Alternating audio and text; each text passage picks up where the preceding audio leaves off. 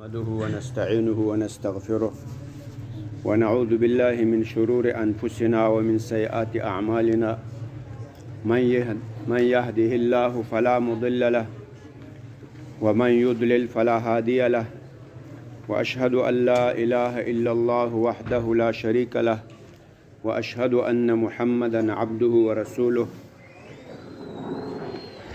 أما بعد فأعوذ بالله من الشيطان الرجيم بسم الله الرحمن الرحيم وما أمروا إلا ليعبدوا الله مخلصين له الدين حنفاء ويقيموا الصلاة ويؤتوا الزكاة وذلك دين القيمة.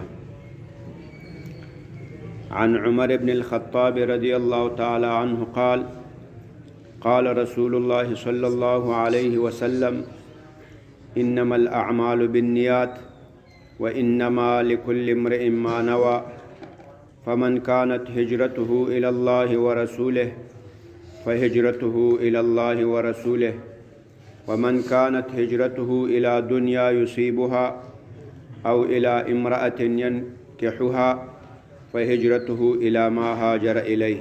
وبعد. برادرای محترم، موضوعی که من میخواهم به ارتباط آن در حضور شما یک چند کلمه عرض بکنم و مسئله نیت است و اخلاص است در اطاعات و عبادات و شؤون و کارهای دین و زندگی. این آیت شریفه که من در حضور شما تلاوت کردم، الله تعالی ارشاد میکنه و ما امروا الا لیعبدوا الله، و امر نشده برای این مردم مگر این که یا عبادت بکند الله تعالی را مخلصین له الدین، در حالی که یا خالص کننده باشند برای الله الدین، تابعداری عبادت و اطاعت خود را، حنفاء یا مائل باشند به حق. حنفاء جمع حنیف، مائل الی الحق را میگه. و یقیم الصلاة و یؤتوا الزکاة، یا باید نماز را برپا بکنن و زکات را ادا بکنن. و ذالک دین القیمه، امی که تو در عبادت با الله مخلص باشی، نماز را قائم کرده، زکات را ادا بکنی، این دین قیم است، این دین ثابت است، این آن دین است که او تغییر و تبدیل و تحول قبول نمیکنه. همچنان حدیث شریفه که من در حضور شما قرائت کردم، عمر بن الخطاب رضی الله تعالی عنه روایت میکنه، میگه نبی صلی الله علیه و سلم فرمود انما الاعمال بالنیات، یقینا دار و مدار اعمال، صحت اعمال، ثواب اعمال این به اعتبار نیت ها است. و انما لكل امرئ ما نوى، یقینا هر شخص را آن چیز حاصل می شود، ثواب آن چیز داده می شود نوا که او قصد و اراده کرده باشه. پس اگر کسی هجرت او به طرف الله و رسول الله بود، هجرت او به طرف الله و رسول الله شد. و اگر کسی هجرت از او به دنیا بود، یصیبها، که دنیا را حاصل بکنه، کمایی بکنه، او الی امرأة ینکحها، یا هجرتش به یک زن بود که او را نکاح بکنه، فهجرته الی ما هاجر الیه، هجرت او به امان چیز شد که او نیت و قصد او را کرده بود. در این حدیث شریف هم اهمیت نیت و اراده و قصد بیان میشه که انشاءالله پسانتر این مسئله را مزید توضیح میتیم. برادرای محترم، یه حدیثه که اینجا ما خواندیم، یه حدیث اکثر علما در اول کتاب خود آورده اند. مثلا امام بخاری در ابتدای کتاب امی حدیث شریف آورده، انما الاعمال بالنیات. هذا القیاس مشکات المصابیح، او هم کتاب خود از امی حدیث شروع کرده.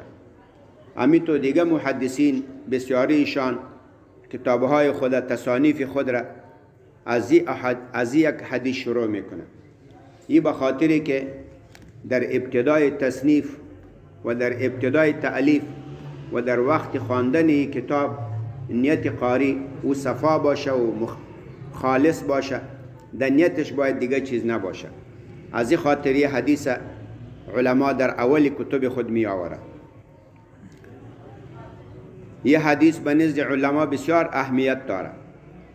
بعضی علما گفته میگه یه حدیث یکی از آن احادیث است که 4 حصه دین را بیان کرده. یعنی اگر تمام دین و احکام دین و احکام شریعت اگر ما به 4 حصه تقسیم بکنیم، 1/4 1/4 در یه حدیث بیان شده. ابن مهدی میگه یدخل فیه 30 بابا من العلم. میگه در یک حدیث 30 باب از علم است. 30 باب که تقریبا که هر بابش 5 ورق شوه، 1.5 ورق مسائل در یک حدیث است. امام شافعی رحمه الله میگه یدخل فی 70 بابا. میگه یه حدیث در 70 باب ما میتونیم یه حدیث را بیاوریم. عبدالرحمن ابن مهدی میگه ینبغی ان یجعل هذا الحدیث رأس کل باب. و میگه 30 و 70 شبان هر فصل و باب که تو شروع میکنی باید یه حدیث در اولش بیاوری. کتاب صلات شروع کردی، یه حدیث در اول بخوان، در اولش بیار، انما الاعمال بالنیات. زکات شروع میکنی، یه حدیث در اولش باشه. کتاب الحج را شروع میکنی، یه حدیث در اولش باشه. کتاب النکاح، کتاب الحدود، کتاب الجهاد، در هر باب در هر فصل تو باید یه حدیث میگه در اولش داخل بکنی. یه حدیث بسیار فضایل از این نقل شده، از امین وجه که در این حدیث بیان نیت شده و اهمیت نیت بیان شده. آل به ارتباط نیت و اهمیت نیت، فضیلت نیت و نیت در کدام جای فرض است، در کدام جای مستحب است، در کدام جای نیت کردن حرام است. در بعضی جایا باید آدم نیت نبکنه. این تو جایام است، انشاءالله پسان وضاحتش میکنیم. اول تعریف نیت را میکنیم. نیت در لغت چه معنا؟ نیت در اصطلاح چه معنا؟ نیت در لغت مصدر است از نوا ینوی نیتا فهو ناوین والمفعول منه منوی. نوا ینوی لفیف مقرون است، در عین کلمه شواو و در لام کلمه یا آمده. در لغت 3 معنا داره. یک معنایش به معنای قصد کردن، مثل نویت الشیء ای قصدت الشیء. معنای دومش است به معنای حفظ و نگهداری. مثلا گفته میشه نوى الله فلانا، یعنی حفظه الله، الله تعالی فلان را حفاظت بکنه، نگهداری بکنه. معنای سوم نیت جهت را میگه، یک مقصد یک مطلب را میگه. مثلا تو به یک جای روان باشی، ما برات میگم این تذهب، کجا میروی؟ تو بری ما میگی اریدو نیت فلانین، اراده دارم جهت فلان را، طرف فلان را، قصد فلان را. یه معنای لغوی نیت بود، به معنای حفظ، به معنای قصد و به معنای جهت، سمت، یک طرف. نیت در اصطلاح چی را میگه؟ نیت در اصطلاح شریعت رد محتار که او را فتاوای شامی میگه، حاشیه ابن عابدین میگه، در فقه حنفی کتاب معتبر است، و تعریف نیت را میکنه. میگه نیت هي قصد الطاعة والتقرب الى الله تعالى في ایجاد الفعل. نیت میگه قصد طاعت و تقرب به الله در ایجاد یک فعل.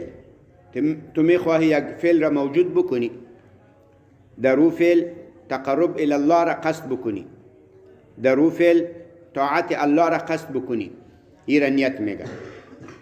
مثلا تو نماز میخوانی، پیش از نماز در نیتت بیاید که صرف برای الله نماز میخوانم که الله به من ثواب بده، ما به الله نزدیک شوم، این نیت نماز شد. تو صدقه میتی، پیش از صدقه در نیت تو بیایه که ما به خاطر الله صدقه میتم که الله به ما ثواب بده، ما به الله نزدیک شوم. این در ایجاد هر فعل، در موجود کردن هر فعل تو اراده تقرب به الله بکنی. تو جهاد میکنی، در جهاد اراده تقرب الی الله بکنی. شهرت مقصودت نباشه، توصیف کس مقصودت نباشه، غنیمت مقصودت نباشه، بس مقصودت ای باشه که تابعداری الله شوه، تقرب به الله شوه. این نیت شد. تعریفش میکنه هی قصد الطاعت و التقرب الی الله تعالی فی ایجاد الفعل. در ایجاد کردن، در شروع یک فعل اراده و تقرب و اطاعت الله را نیت بکنی. فضیلت نیت. نیت چه فضیلت داره؟ نیت یه بسیار فضیلت داره. در حدیث شریف میه، صحیح مسلم روایت کرده، میگه نبی علیه الصلاة والسلام می فرماید ان الله لا ينظر الى صوركم و اموالكم. میگه الله تعالی نظر نمیکنه به صورتهای شما و به مالهای شما. به صورتهای شما که شما سفید هستین، سیاه هستین، چطور هستین، زیبا هستین یا غیر زیبا هستین، به این صورتها الله نظر نمیکنه. و اموالکم، با اموال شما که اموال شما کم است، زیاد است، فقیر هستین، مالدار هستین، امیر هستین، وزیر هستین، به این الله نظر نمیکنه. ولکن ینظر الی قلوبکم و اعمالکم. الله نظر میکنه به دلهای شما که او محل نیت است، به قلوب شما که در اوجا نیت و اراده میشه، و اعمالکم، و نظر میکنه به اعمال شما که او آثار نیت است. دیگه به رنگ و به مال و به دولت به این نظر نمیکنه. امام غزالی رحمه الله و نوشته میکنه در احیاء العلوم، احیاء علوم الدین، و میگه یکی از محاسن نیت این است که اگه آدم یک کار نبکنه ولی نیت از او را داشته باشه، از صدق قلب، از اخلاص قلب، الله میگه ثوابی و عمل برش میته. با این که عمل را نکردی خو الله به تو ثواب عمر میته، به خاطری که تو نیت از او را کردی. باز در یه حدیث نقل کرده که بخاری روایت کرده، میگه نبی علیه الصلاة والسلام که به غزوه تبوک روان شد. غزوه تبوک از مدینه منوره تا به شام تقریبا 1000 کیلومتر مسافه بود و بسیار راه دور و دراز بود، گرمی هم زیاد بود و ایرام ای طورا نبود که در جنگل و در باغها و در چمنها و ای تو باشه، در دشت و بیابان بود. بسیاری موارد خود صحابه آنقدر تشنه می شدن که ترس و بیم هلاکت هم بود. در این راه نبی علیه الصلاة والسلام روان بود، به صحابه میگه ان بالمدینه اقواما، میگه در مدینه بعضی مردم است خلفنا، پشت سر ما مانده در مدینه هستند، ما سلکنا شعبا ولا وادیا، میگه ما اینجا به یک راه و به یک دره نمیریم الا و هم معنا، مگر و امرای ما هستند. و صحابه برش گفت میگه یا رسول الله و در مدینه هستند با ما هستند؟ میگه بله و در مدینه هستند و اینجا که ما در کدام دره و در کدام راه و در کدام دشت میریم و امرای ما هستند. میگه چطور امرای ما هستند؟ میگه حبسهم العذر، یار عذر محبوس کرده. از کسی چشمایش کور است در دلش آمده که یا الله آلی که چشمای مجور می بود ما امرای نبی علیه الصلاة والسلام سفر می کردم، الله برش نوشته کرد. از دیگه پایش قطع شده و میگه یا الله اگه پای مجور می بود آلی ما امرای نبی علیه الصلاة والسلام می بودم. نیت صفا داره، نوشته شد برش. دیگه مال دولت نداشت، اسب و قاطر و خر و قچر نداشت که به او سفر بکنه و میگه یا الله اگه من مال دولت می داشتم آلی من می بودم. دیگه در خانه مریض داره، دیگه سرپرست نداره و فلان و فلان و فلان، از وجه عذر مانده، خو نیتشان صفا است. حالی که ما در هر جای قدم میگذاریم به هر دشت و وادی که ما سفر میکنیم و امرای ما است. استن در مدینه هستند خو امرای ما یک جا هستند در ثواب، به خاطری که نیتهایش صفا هستند. امام غزالی میگه از اینجا یه ثواب نیت معلوم میشه که در غزا نرفته، سفر دور و دراز را طی نکرده، خود ثواب شریک است به خاطری که نیت صفا داره. در یک حدیث شریف میگه همچنان اگر کسی گناه را نیتش بکنه، با این که به گناه نرسم باز گناهگار میشم. مثل که کار خیر را نیتش کردی، از وجه عذر کار را نتانستی، الله برات ثواب میده. در گناه هم تو است. اگر کس قصد گناه را بکنه و از وجه عوارض به گناه نرسه، الله امو گناه را پشتش نوشته میکنه. در این باز حدیث شریف متفق علیه را نقل میکنه. ابو بکر رضی الله تعالی عنه روایت میکنه، میگه نبی صلی الله علیه و سلم فرمود اذا التقى المسلمان بسیفیهما، میگه اگر دو مسلمان به شمشیرهای خود با یکی دیگر روبرو شوند، فالقاتل والمقتول فی النار، امی کسی که میکشه کشتنی و المقتول کشته شده هر دو در جهنم میباشه. فقلت ابو بکر میگه ما به نبی اسلام گفتم یا رسول الله هذا القاتل، ای یکی خو به خاطر به جهنم میره که مسلمان را کشت قاتل است. فما بال المقتول، این مقتول چی گناه داشت که به جهنم میره؟ قال انه کان حریصا علی قتل صاحبه، میگه او به قتل ازی حریص بود، حرص داشت، رغبت داشت، نیت کرده بود. یکی نرسید خود دیگه سرش پیش دستی کرد، اگر نه یم قتل مسلمان را قصد کرده بود. یه از وجه ارادش به جهنم میره و دیگه از وجه فعلش.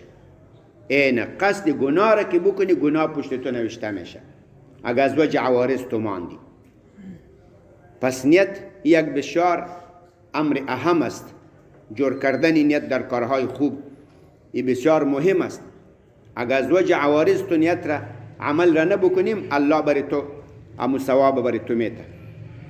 در دیگه حدیث شریف مسلم روایت میکنه، میگه من هم بحسنة، کسی میگه قصد یک نیکی را بکنه فلم یعملها، بازو نیکی را نبکنه، کتبت له حسنه، برای از یک نیکی نوشته میشه. هذا القیاس در بسیاری احادیث فضایل نیت ذکر شده. یک دیگه حدیث طبرانی نقل کرده، میگه نیت المؤمن خیر من عمله، میگه نیت مؤمن یه بهتر است از عمل مؤمن. علما وجه زیر گفته، میگه بخاطری که در عمل احتمال ریا میایه. عمل که آدم شروع بکنه حتما شیطان برش ریاکاری را در دلش میاندازه یا سمعت را در دلش میاندازه که تو باش مردم بشنوه، یا در دل آدم تکبر پیدا میکنه.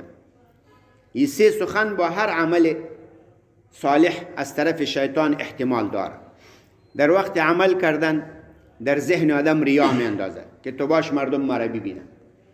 بعد از فراغت عمل شیطان برش میگه که الان مردم خبر بکن که ما ولی تو کردم ما تو کردم، سمعت را در دلش میاندازه. و بعد از عمل کردن تکبر و عجب در دلش میاندازه که ما خو ولی تو کردم، ما خو تو هستم، توصیف جان خود و غرور و تکبر. در عمل سه امکان است که از طرف شیطان به انسان عارض شود، مگر اگر کسی به فضل الله محفوظ باشه. و آمدیم در نیت، این کارا را شیطان نمیتونه. نیت خو ما بین بنده و ما بین الله هست. در نیت ریا نمیایه، در نیت سمعت نمیایه، در نیت عجب و تکبر نمیایه. در اعمال سه احتمال است، در نیت نیست. از این خاطر گفته میگه نیت المؤمن خیر من عمله، نیت مؤمن میگه خوب است از عمل مؤمن، به خاطر که از سه نقصان محفوظ است. در عمل کرد و سه احتمال موجود است. حال آمدیم به مواردی که در او نیت یا مستحب است یا فرض است یا مباح است و یا نیت بخید اوجا حرام است. اول او کارایی که او مباح باشه در او نیت کردن موجب ثواب میشه، اگر نیت نبکنی باز نه ثواب است نه عقاب است. مثلا شکار کردن، آهو را شکار میکنی، مرغ را شکار میکنی، دیگه و دیگه. آلی شکار کردن یه امر مباح است. اگر تو شکار کردن به خاطر تفریح بکنی که بیا یک تفریح شوه، یک منظره شوه، یه شکار کردن تو مباح شد، نه ثواب داره نه عذاب داره، یک کار مباح را ارتکاب کردی. اگر شکار به این نیت بکنی که پسرای ما، طفلکای ما گشنه است، پدر و مادر ما گشنه است، این کلگی سر ما نفقه حق داره، برای از یا نفقه حلال کمایی بکنم تو به امروز شکار بکنم. آلی شکار کردن مباح نیست، این فرض است. به خاطر تو اراده ادای فرض کردی، تو اراده کرده بودی که من از این طریق به اولاد خود نفقه برابر بکنم. نفقه خود سر صاحب خانه فرض است. و علی المولود له رزقهن و کسوتهن بالمعروف. تو از این طریق شکار کردن به پدر و مادر خود احسان میکنی، سر ازوا چیز میخورانی و نفقه پدر و مادر و احسان پدر و مادر خود فرض است. و قضا ربک الا تعبدوا الا ایاه و بالوالدین احسانا. آلی شکار کردن فی نفسه مباح است، خود تو نیت عبادت کردی، این ثواب فرض پیدا کرد. اباحات امی تو است. اگر در مباح نیت ثواب کردی ثواب، اگر هیچ نیت نبود باز نه ثواب است نه عذاب است، بلکه نیت تفریح کرده بودی باز مباح است. دوم، در عبادات نیت فرض است. تو نماز میخوانی، نیت فرض است که حتما نیت نماز میکنی. اگر نیت نبکنی، غیر از نیت رکوع باشه سجده باشه، این نماز نشد. به خاطر روزه نیت فرض است. روزه فرض است، نیت فرض است.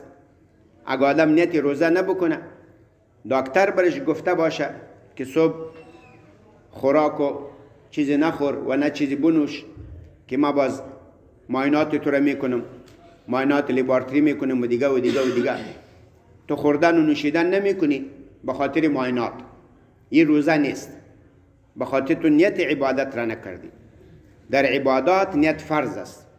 در عبادات باز دو قسم نیت است. یک مطلق نیت است که عبادت از عادت امتیاز بکنه. مثلا یکی نمیخوره نمینوشه به خاطر ای که معاینات طبی بکنه، یه عادت شد. دیگر نمیخوره نمینوشه که الله به او ثواب بده، یه عبادت شد. یک نیت در عبادت ضرور است که عبادت از عادت امتیاز پیدا بکنه. نیت دوم باز ضرور است که عبادت از عبادت امتیاز بکنه. عبادت خب باز ما بین خودم یک عبادت به دیگه عبادت مشابه است. یک روزه نفلی می باشه، نظری می باشه، قضایی می باشه. حالا تو کدام قسم روزه میگیری؟ این نیت هم با سرت فرض است. نیت قضایی میکنی، نیت فرضی میکنی، نیت نفلی میکنی، نظری میکنی. در عبادات دو نیت است. یک نیت که عبادتت از عادت امتیاز پیدا بکنه، نیت دوم که عبادت از دیگه عبادت امتیاز پیدا بکنه. در نماز نیت میکنی که ما عادت نمیکنم، ما عبادت میکنم. در نماز نیت نمیکنی که ما ورزش میکنم، نه ما عبادت میکنم. باز دوم نیت میکنی که در عبادت اینا وقت چاشت 4 رکعت میخوانم، یا دیگر را میخوانم، یا خفتن را میخوانم. 2 رکعت صبح نفل است، سنت است. 2 رکعت صبح فرض است. این تو نیت میکنی. دوم سوم، اول خو نیت در مباحات شد، دوم نیت در عبادات شد، سوم نیت در معاملات. او معاملاتی که در او ادای حق و ایفای حق مقصود باشه، او به نیت حاجت نداره. او معاملاتی که در او تو حق یک بنده را به بنده میرسانی، او نیت حاجت نداره. مثلا این برادر سر ما 100 روپیه قرض داره، ما عالمی خواهیم قرض از را به این برسانم، این به نیت حاجت نداره، به سر میگیرم بس به این میتم. بیخی اگه ای خبر نشوم قرض ادا میشه. بلکه مثلا واسکت از اینجا مانده، من 100 روپیه را بگیرم در جیب از بیاندازم، ای پس بیای واسکت خود را بپوشه. پس آن که جیبای خود میبینه اوی 100 روپیه از کجا شد؟ قرض ادا شد، با ای که ما ای را بیخی خبر نکردیم. یا بلکه اگه برای از این لفظ صدقه بگویم که بگی 100 روپیه را در اسقاط بگی، در صدقه بگی، در خیرات بگی، بازم او قرض چی میشه؟ قرض خلاص میشه. در او حقوقی که او حقوق عباد باشه، در او نیت ضرور نیست. ضروره که حق را که به بنده رسانیدی دیگه حق ادا شده. اگر تو نیت کرده باشی، بلکه اگر من بخی خبرم نباشم حق از ادا میشه. واسکت ما ای جمانده، یا از واسکت ما 100 روپیه قرض خود گرفت، من که پس آمدم او 100 روپیه خو نیست ولی کسی برده، این قرض ازی چی شد؟ ادا شد. من بخی خبرم نیستم، نیت ادایشم نکردیم، نیت اینجا قرض ادا شد به خاطر که حقوق مالی است، مقصود از او پیسه است، بس به می طریقی میرسه. چهارم و محرمات است. در محرمات نیت بالکل جواز نداره. محرمات را تو به نیت مشروع نمی کنی. مثلا یک کس دزدی میکنه به این نیت که ما دزدی میکنم، باز به این پیسه را که دزدی کردم به یک مسجد جور میکنم، این دزدی برای ازی جواز پیدا نمیکنه.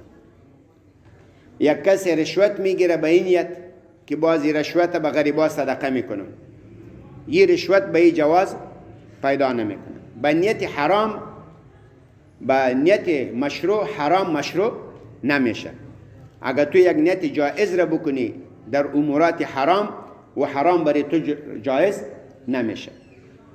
فلهذا این گپ به خاطر گفتم که محرمات به نیت خوب برای تو حلال نمیشه.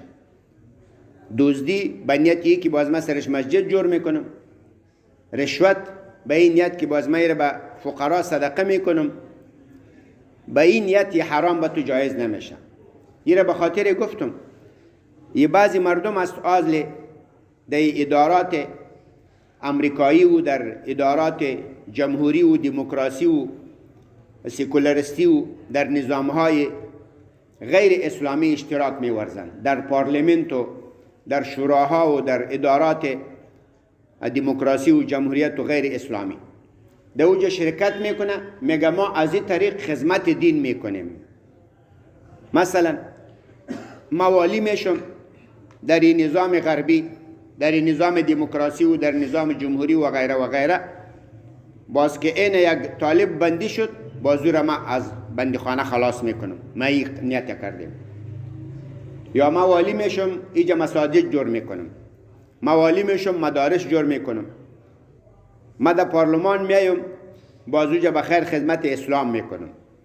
یک کلگی مردم که در این نظامهای غیر اسلامی جذب شدن یا امی گپ را میزنن، ما از این طریق میگه اسلام میآوریم، ما از این طریق از طریق پارلمان و از این طریق از اسلام دفاع میکنیم، از اصول اسلام دفاع میکنیم. یا این تو میگه اگر ما به این پارلمان نبیایم، این به جای ما فلان میآید، او یک آدم گمراه است. ما اگازی ولایت نبیایم، ما اگازی وطن نبیایم، به جای ما فلان میآید، او یک آدم بیدین است. ما خو اگر باشه نباشه ملا خو هستم، عالم دین خو هستم، اون در پارلمان جای او را ما میگیرم، از دیگه ولایت تو بیا، از دیگه تو بیا، از دیگه تو بیا، از دیگه تو بیا. یه بعضی مردمی تو میگه. به این مردم باید گفته شود که این در نظام غربی و دموکراسی و جمهوری یه نظام شرعاً جایز است یا نیست؟ در این نظام شرعاً داخل شدن جایز است یا نیست؟ حتما او میگه که نه جایز نیست. یه نظام حیثیت اسلام را نداره، شرعاً در این داخل شدن جایز نیست. پس که شرعاً در این داخل شدن جایز نیست، خیلی تو چطور نیت ثواب دهی میکنی؟ ما یگان وقت برای جای تو مثال میگم، اکثر خدای مجالسی گپ یاد میشه که ما خدمت دین رو میکنیم از این طریق.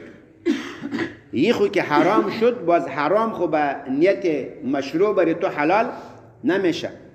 ما برایشان مثال میگم تو معنا داره که یک کسی به دیگه کسی بگویه که تو بیا اینجا یک فاحشه خانه است، حال مردم بد اوجه میره زنا میکنه فحشا میکنه، بین که ما شما در فحشا بریم کلگی امی مردمای خوب اموجه در فاحشه خانه میریم دیگه یک گوتاق ما اشغال میکنیم دیگه شتو یک چند وقت پس در فاحشه خانه تحول میآوریم، اون فاحشه خانه دیگه ختم میشه کلگی را جایار مردم خوب اشغال میکنه. به این نیت تو در فاحشه خانه برای تو رفتن جایز نمیشه و نه به این نیت تو به فاحشه خانه رفته میتونی که یک بار فاحشه خانه حرام شد به او رفتن حرام شد، باز به نیت مشروع برای تو در اوج رفتن جواز پیدا نمیکنه. این را به خاطر از این خاطر گفتم که اکثر بعضی مردم امی گپ میزنن که ما که در این نظام‌های غیر اسلامی کار میکنیم مقصود ما از این طریق خدمت اسلام است. جوابشان این است که یک بار در این نظام داخل شدن حرام شد، حرام باز به نیت مشروع برای تو مشروع نمیشه، حرام است و به نیت تو جواز پیدا نمیکنه. در یه حدیث شریف در الفاظش کم ذره وضاحت میتیم. نبی علیه الصلاة والسلام میگه انما الاعمال بالنیات، سخن این است جز این نیست که ثواب و دار و مدار و صحت اعمالی به نیتها است و انما لکل امرئ ما نوی، به هر کس آن ثواب حاصل میشه که نیتی او را کرده باشه.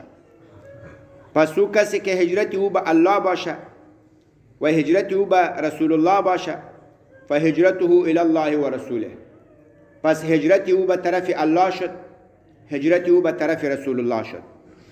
و من کانت هجرته الی دنیا، و او کسی که هجرت او به دنیا باشه یصیبها که دنیا را حاصل بکنه، او الی امرأة یا هجرتش به یک زن باشه ینکحها که اون نکاح بگیره فهجرته الی ما هاجر الیه، پس هجرتش به امان چیز شد که او به او هجرت میکنه. در اینجا شما ببینین اینجا که نبی علیه الصلاة والسلام این 4 قسم هجرت تقسیم کرد، این را به نیت تقسیم کرد، به آلات و اسباب تقسیم نکرد. میگه او کس که هجرتش به الله باشه، او کس که هجرتش به رسول الله باشه هجرت از او به طرف الله و به طرف رسول الله شد، و او کس که هجرتش به خاطر حصول دنیا باشه یا هجرتش به خاطر نکاح یک زن باشه هجرتش به دنیا شد، هجرتش به طرف زن شد. 4 قسم هجرت کرد. شاید این 4 نفر به یک سفر روان باشند، شاید در یک موتر سوار باشند، شاید کالا و لباس و جوانی و پیسه و هر چیزشان برابر باشه، جهتشان هم یکی باشه، ارچارش از مکه به مدینه بروه، ارچارش به یک قسم اسب و شتر سوار باشند، یک قسم کالا داشته باشند، به یک لسان گپ بزنند، شاید ما بین خود رفیقم باشند، در راه یک جای به اصطلاح خوردن و نوشیدن بکنن. خوی 2 تاش به الله و رسول الله هجرت داره، یکیش به دنیا و دیگهش هم به زن. به 2 ده ثواب داده میشه، به 2 ثواب داده نمیشه. فرقشان در چی است؟ فرقشان به نیت آمد، به آلات و اسباب فرق نه آمد، به جهت و به سمت فرق نه آمد، به کیفیت سوار شدن شتر و اسب و موتر فرق نه آمد، به جوانی و به نجوانی، به پیری و به کلانسانی و به مال و به دولت فرق نه آمد، صرف به نیت فرق آمد. از این معلوم شد که باید آدم در اصلاح نیت بسیار کوشا باشد. از این معلوم شد که حتی در زمانه نبی علیه الصلاة والسلام تو اگر از مکه به مدینه میری، در مدینه منوره نبی علیه الصلاة والسلام باشه، خود تو نیت دنیا رو بکنی، نیت نکاح رو بکنی، به تو ثواب داده نمیشه. با ای که به مدینه رسول صلی الله علیه وسلم رفتی. عالم در این حالات جهادی که ما در صف امارت قرار داریم، در صف مجاهدین قرار داریم، کسی به این فریب نشوه، به این به اصطلاح مغرور نشوه که ما در این صف استاد هستم پس ولی دیگه کاری ما برابر است. شاید در این صف استاد باشی نیت تو خراب باشه، در این صف استاد باشی نیت تو عناد باشه، با کس دشمنی باشه، پیسه باشه، مال باشه، دولت باشه. به آلات و اسباب و به صف آدم باید فریب نخوره، باید نیت خود را بسیار جدی بگیره. این نبی اسلام که کدام مثال گفته، میگه شاید به مدینه بیایه خو مقصودش مال باشه، به مدینه منوره هجرت بکنه، از مکه به مدینه بیایه خو مقصودش نکاح کدام زن باشه، ثواب برش حاصل نمیشه. و نفس صف بر او فایده نرسانید، نفس روان شدن به طرف مدینه به او فایده نرسانید تا که اصلاح نیت نبکنید. اگر اصلاح نیت کردی، بازان نبی اسلام گفت به تبوک روان است، میگه مردم های هستند که ما به یک راه نمیریم، به یک دره نمیریم مگر و امرای ما هستند. صحابه برش گفت در مدینه هستند امرای ما هستند، میگه در مدینه است خو امرای ما است. حبسهم العذر، عذر واره بند کرده. از این کلگی بیاناتی که ما شما کردیم، از این اهمیت نیت معلوم شد. پس برای ما شما لازم است که ما در تمام امورات، در عبادات و زندگی خود، در جهادهای خود اراده الله را بکنیم و در نیات خود بسیار مخلص باشیم. از او نیت هایی که، از او اراده هایی که به نیت ما، به اخلاص ما ضرر میرسانه، از او خود را دور نگهداری بکنیم.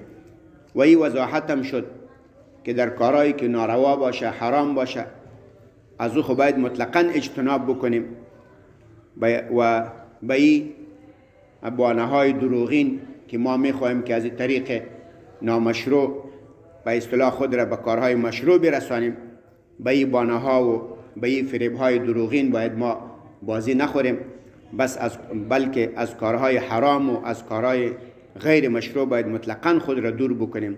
حرام به قصد خوب برای ما حلال نمیشه. استغفر الله تعالی لی و لکم و لسائر المسلمین و صلی الله تعالی علی خیر خلقه محمد و علی آله و صحبه اجمعین.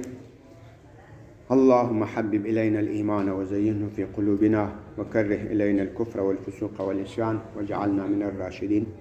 اللهم انصر الإسلام والمسلمين، اللهم انصرهم نصر عزيز مقتدر. اللهم إنا نسألك الهدى والتقى والعفاف والغنى. اللهم بارك لنا فيما أعطيتنا واغفر لنا وارحمنا إنك أنت الوهاب. وصلى الله تعالى على خير خلقه.